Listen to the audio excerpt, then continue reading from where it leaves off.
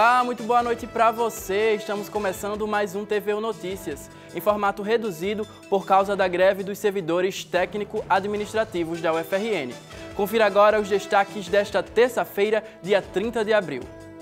Servidores, professores e estudantes se unem em ato para fortalecer a greve da UFRN. Saiba o que irá funcionar no comércio de Natal no Dia do Trabalhador. Grupo de teatro promove espetáculo gratuito no feriado de 1º de maio. E ainda você confere duas reportagens especiais. Uma sobre o mês de conscientização sobre o autismo e outra sobre como a arte pode ser uma poderosa ferramenta de transformação social. Agora são 6h31, o TVU Notícias está no ar.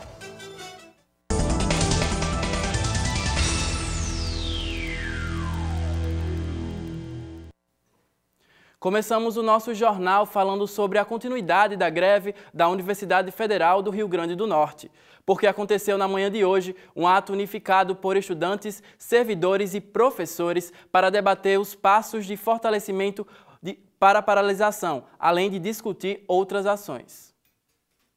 Nesta terça-feira, aconteceu no campus central da UFRN uma assembleia-ato unificada, envolvendo servidores técnico-administrativos, os professores e os estudantes da universidade.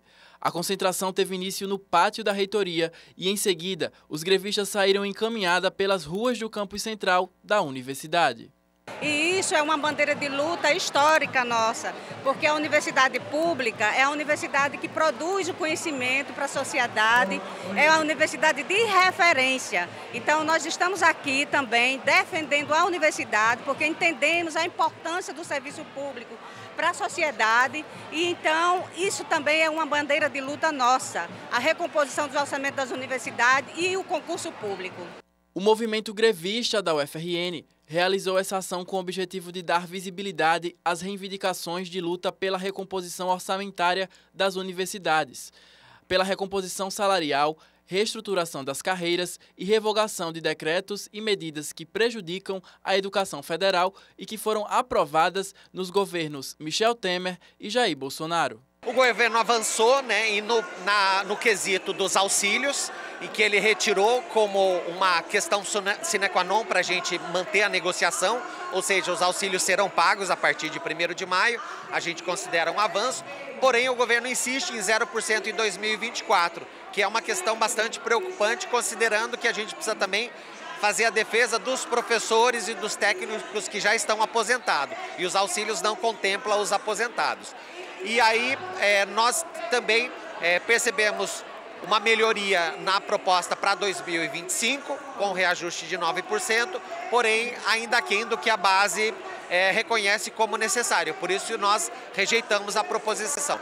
Para os grevistas, é necessário fortalecer ainda mais as ações. Apesar de existir alguns avanços nas negociações, os técnico-administrativos e docentes continuam em greve até que um acordo supra as reivindicações. Para isso, é preciso um engajamento ainda maior de professores, servidores e alunos. Muitas pessoas, quando veem os trabalhadores entrando em greve, imaginam que são reivindicações muito corporativistas de cada categoria. E eu acho que essas pessoas precisam entender que, na verdade, estudantes, servidores e professores estão lutando hoje pela educação, que é um interesse social comum de todo o povo. Tem a ver com as novas gerações que vão acessar a universidade, os novos estudantes que vão chegar até aqui e vão encontrar um cenário melhor, fruto da nossa luta hoje. Amanhã é feriado nacional, Dia do Trabalhador. Em Natal, o dia será marcado por lojas e supermercados fechados. Quem tem mais informações é a repórter Mary Vasconcelos. Na próxima quarta-feira, 1º de maio, se comemora o Dia Mundial do Trabalho. O Dia do Trabalhador em Natal será marcado por horário diferenciado na capital potiguar. Uma atenção especial ao funcionamento de alguns estabelecimentos comerciais, que estarão na sua maioria fechados. Conforme informou a Câmara de Dirigentes de Lojistas de Natal, os supermercados, bancos e alguns comércios de rua do Alecrim, Cidade Alta e também da Zona Norte estarão totalmente fechados. Agora, no Shopping Midway e no Natal Shopping, as lojas e os quiosques também estarão fechados, porém a praça de alimentação e lazer funcionará das 11 às 21 horas. O cinema, ele funcionará conforme a programação local. Mary Vasconcelos para o TVU Notícias. E agora é hora de conferir outros destaques desta terça-feira no nosso Giro TVU Notícias Mais.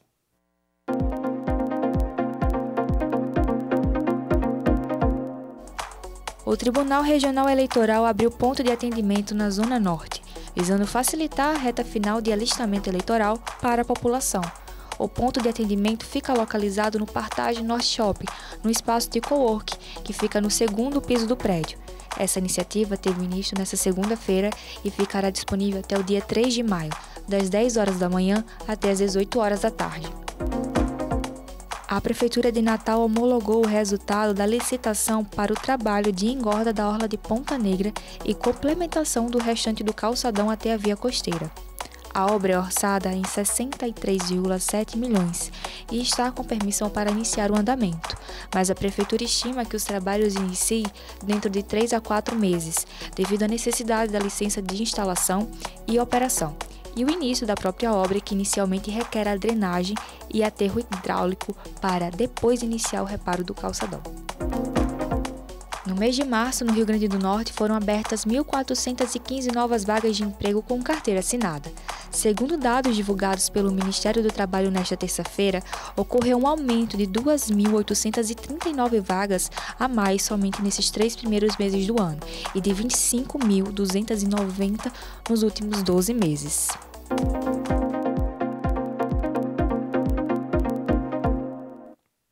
E agora vamos falar de cultura. O grupo de teatro Inaí de Goiânia vem a Natal para apresentar um espetáculo de teatro acessível amanhã, no Dia do Trabalhador. A obra conta sobre a história de uma família sertaneja que vai se desfazendo por questões sociais e políticas, gerando problemas de saúde mental. O repórter William Medeiros conta mais detalhes. Confira a seguir. Isso mesmo, o grupo Inaí de Goiânia vem trazendo uma proposta diferente aqui para Natal, trazendo o espetáculo O Voo da Patativa pelo Brasil, que vai fazer aí um espetáculo de forma acessível para toda a população que tem aí necessidade de acompanhar o espetáculo de uma forma aí com mais acessibilidade, de uma forma aí mais fácil de interpretação. Então, a gente está aqui com o Maxwell, ele que está fazendo a nossa transcrição em Libras, e também a Fátima, ela que vai dar mais detalhes sobre esse espetáculo. Fátima, conta para mim, para quem está nos acompanhando pelo TVU Notícias, do que se trata o espetáculo O Voo da Patativa pelo Brasil. Olá a todos, todas e todes. O Voo da Patativa é realmente um voo, é a primeira circulação nacional do grupo de teatro INAI, Instituto de Arte e Inclusão de Goiânia. O Voo da Patativa é um espetáculo já pensado a partir da sua criação em acessibilidade para todos os públicos. Nós temos a tradução bilíngue em português e Libras. Ele é pensado também com áudio, já com a audiodescrição, né? E ela é feita através da fala dos personagens, e nós contamos também com abafadores e além da recepção acessível para todos os públicos. Então é uma parte de uma pesquisa que nós iniciamos, Tiago Santana, eu e outras pessoas do grupo de teatro INAI. Nós começamos a estudar na dramaturgia a presença da pessoa com deficiência visual. E aí, eu, como sou deficiente visual e atriz, surgiu essa dúvida, né? Como que um artista, não só o público, mas o artista com deficiência poderia se posicionar no palco. Então, nós temos vários recursos para mim, por exemplo, como atriz com deficiência visual no palco, que é o contraste de cores, os silêncios e tudo, já pensado não só no artista, mas com o público em geral. E Fátima, como é que foi a preparação desse espetáculo que está se apresentando aqui por Natal, mas que também já passou por outras localidades aí? Vocês estão com a agenda bem extensa. Exato, felizmente nossa agenda está bem extensa. Nós começamos por Macapá, vamos passar aqui por Natal, né, que está sendo ótima experiência para nós. Nós temos também uma oficina acessível sobre acessibilidade na dramaturgia, e eu gostaria também de convidar a todos vocês, porque é uma oficina que vivencia recursos com acessibilidade que são pensadas para todas as pessoas. Depois nós vamos para Fortaleza, Gurupi, no Tocantins, e retornamos a Goiânia, onde faremos alguns municípios também de Goiânia.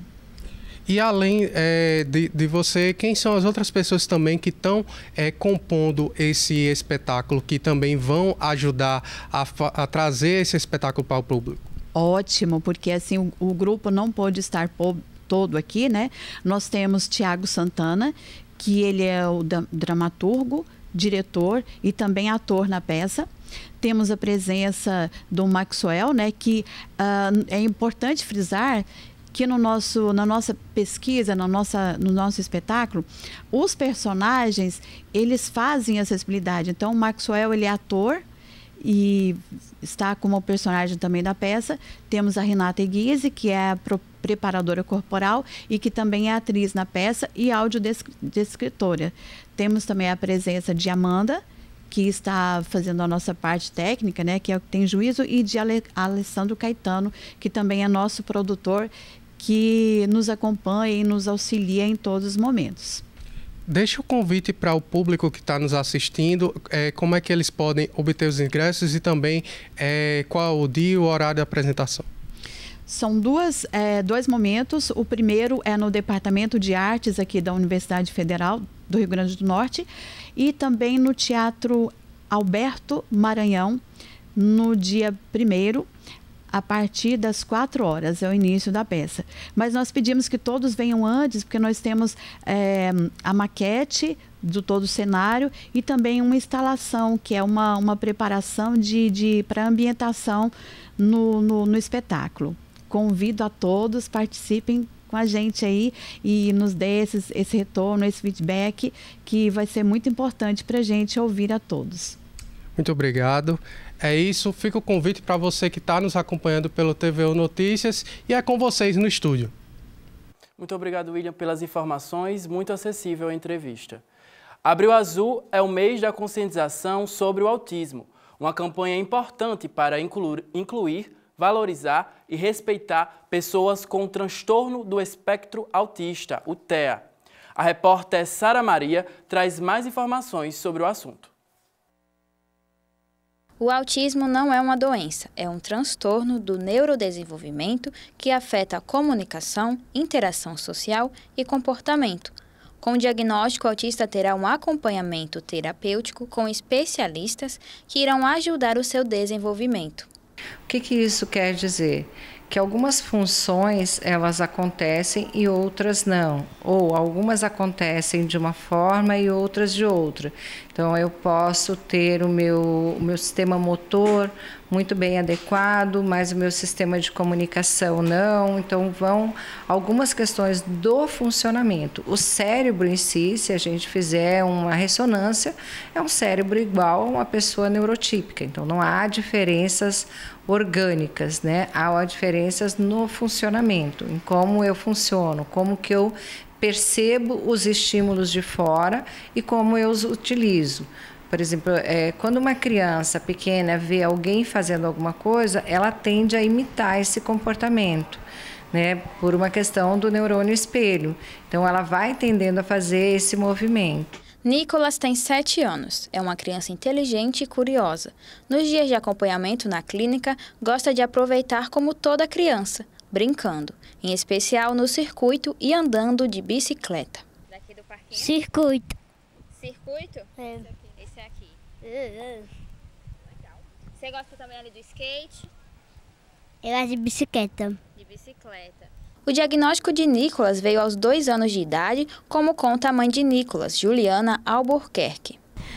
Nicolas, ele teve aquele sintoma clássico, assim, de atraso de fala, né? Que a maioria das crianças, elas vão, a gente começa a procurar a rede de atendimento, né? Então ele era acompanhado por uma fonoaudióloga, por TO, e Lá por volta só dos 2 anos e meio foi que ele veio de fato ter o diagnóstico, né? Ele não tinha, quando ele era bem novinho assim, ele não tinha muitos comportamentos típicos de crianças autistas, né? Ele não se balançava, ele não tinha muita coisa de fixação por objetos, então assim, demorou um pouco mais para a gente conseguir fechar o diagnóstico dele.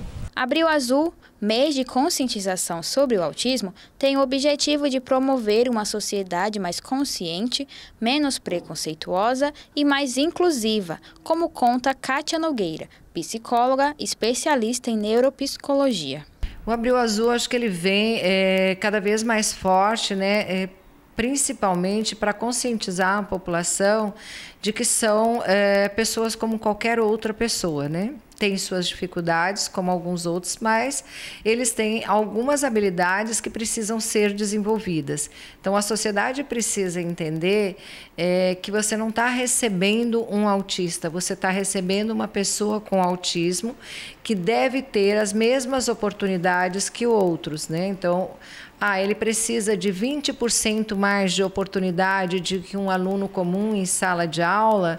Ok, ele vai ter mais 20% de ajuda para que ele atinja o mesmo objetivo que esse aluno considerado típico que está em sala de aula pode atingir. Então, eu acho que são essas oportunidades, né? Eu acho que a gente já tem aí várias vagas de emprego, então a gente já começa a olhar não só a criança, não só o adolescente, mas esse adulto, né? Ele precisa ter um lugar na sociedade, ele precisa ter emprego, ele precisa ser produtivo, não basta só você ter uma aposentadoria garantida pelo governo, você deve ter um lugar garantido na sociedade. Olhares de julgamento, estigmas, preconceitos e locais sem adaptação ou apoio são alguns dos desafios enfrentados por muitos autistas, como relata Juliana Albuquerque. Eu acho que, assim, hoje as pessoas elas já têm uma noção maior do que é o autismo, né? Até pelo número de pessoas autistas que estão na sociedade e que está num processo ainda de inclusão, né? Mas ainda tem muita gente que olha meio torto, assim, como ele é criança ainda, eu acho que pensa assim, que menino mal criado, esse menino está precisando levar umas palmadas, né? E porque ele é pequeno, mas assim, quando vai crescendo, né, vai ficando aquele estigma, que pessoa estranha, né, e tal, assim, eu já percebo alguns olhares assim, né, em relação a ele, e assim, claro, dificuldades, né, tem muitas, assim, né, então, assim, nesses ambientes maiores, tipo shopping, né, aeroporto, né, as pessoas, né, acham estranho, né, ele de repente sai correndo por aí, mas assim, eu sinto que está melhorando. Avanços que só são possíveis com a propagação de informações, inclusão e direitos para pessoas com autismo. Alguns por meio de leis, como a Lei Berenice Piana, número 12.764, de 2012, que determina o direito dos autistas englobando saúde, educação e proteção social. E mais recente, a Lei do Cordão do Girassol. Em 17 de julho de 2023, foi sancionada a lei que oficializa o uso do cordão de fita de girassol como identificação de pessoas com deficiências ocultas. A Lei 14.624 abrange diversas deficiências ocultas. Entre elas estão o TIA, transtorno espectro autista, a deficiência auditiva, transtorno de ansiedade, asma, esquizofrenia e lúpus. Tem o objetivo de reconhecer com mais facilidade pessoas que precisam de suporte em espaços públicos ou privados. Se você encontrar uma pessoa com cordão, tenha empatia, respeito e dê suporte se for necessário. E ainda continuamos falando sobre comportamento humano, pois infelizmente ainda vivemos numa sociedade manicomial, ou seja, que por muito tempo marginalizou pessoas com transtornos mentais, utilizando métodos agressivos de tratamento. Hoje, existem caminhos para uma sociedade menos violenta. No Brasil, o movimento da luta antimanicomial se caracteriza pela luta dos direitos das pessoas com sofrimento mental. O mês de maio, que se inicia amanhã, é dedicado a essa reflexão. A seguir, você vai ver como a arte pode ser um poderoso meio de tratamento para pessoas que sofrem na pele a crueldade dos manicômios. Confira na reportagem especial.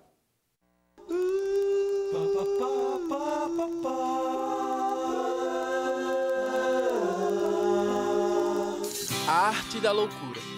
Mas o que é a loucura? Como funciona a mente humana? São muitas perguntas. O cérebro ainda é um dos maiores mistérios da ciência. De acordo com um levantamento da BBC, pelas estimativas dos especialistas, a consciência ocupa cerca de 5% do nosso cérebro.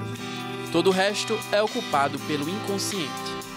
E durante muito tempo, pessoas com transtornos mentais foram excluídas da sociedade por não seguirem determinado padrão de comportamento.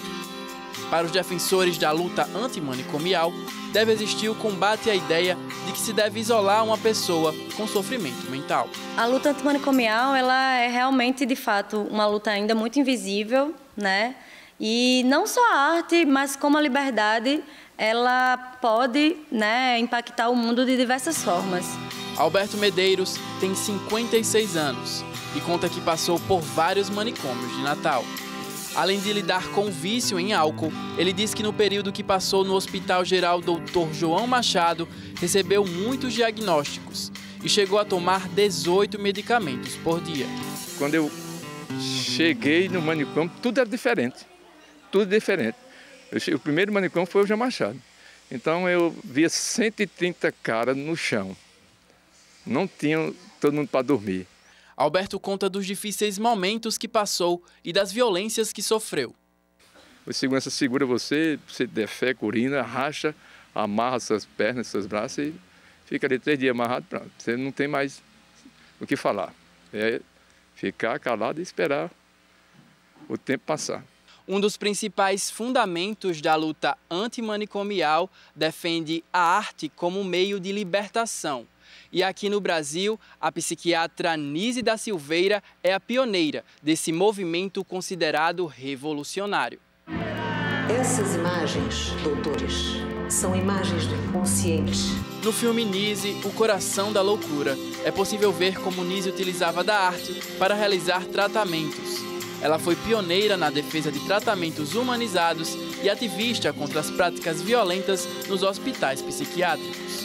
Atualmente, Nise da Silveira é um dos maiores nomes da psiquiatria mundial e suas técnicas são utilizadas para humanizar os tratamentos de sofrimentos mentais, como no caso de Alberto, que transforma lixo em obras de arte. Me doía muito, sabe? Eu vi que o lixo você pode transformar, né? Você pode reciclar, talvez nem reciclando seja o nome certo, talvez transformando e dando uma imagem, aquele lixo seria melhor, porque se você transformar aquilo, ele se torna uma coisa útil e você não gasta nem energia, só sua energia mesmo. Então a arte bateu em mim, que tudo que eu vejo, para mim é arte. É tudo que lhe rodeia é arte. Em Natal, Alberto participa há alguns anos do Centro de Convivência, o SECO, que compõe a rede de atenção psicossocial e promove saúde e inclusão social a partir de ações de arte e cultura. A gente trabalha com um público que é estigmatizado, com um público que não é reconhecido, com um público que tem características, né, estigmatizantes de louco, enfim, de incapaz, como o Alberto bem falou. E a arte, ela tem esse poder de nos tirar desse lugar. O centro é um exemplo de espaço que usa a arte como forma de tratamento. Eu me sinto como um pássaro livre e pronto para construir o seu ninho e expandir em liberdade em meio da sociedade contra o preconceito, liberto de qualquer barreira, porque, você sabe, eu tenho direito.